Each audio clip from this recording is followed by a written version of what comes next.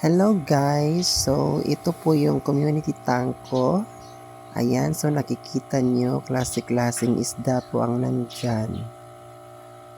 May tatlong koi, may mga goldfish, glow tetra, at may angelfish din, may danios, at may pleco din, may betta fish.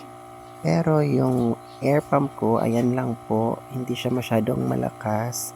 Kasi yung pinakamura lang yan guys. So, comment down below po kung ano po yung dapat at saka yung pagkain po, yung normal lang, yung maliliit lang yung pinapakain ko. Okay lang po ba yun? Lalaki ba sila at hindi ba sila mamamatay kasi masyado ng crowded? Medyo malaki naman yung tank. Sana okay lang sila. Ayan po. Yan lang talaga ang lakas ng air pump ko. So far, nakakaano naman sila, nakaka-survive.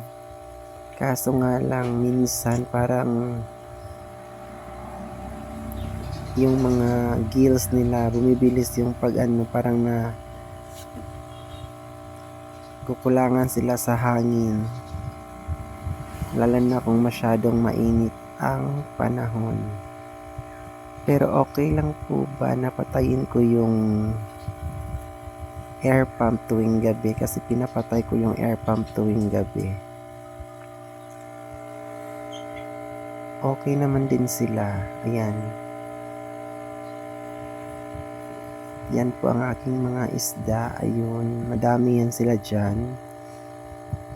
Pero hindi sila umabot ng 50 guys. Sana matulungan nyo ako.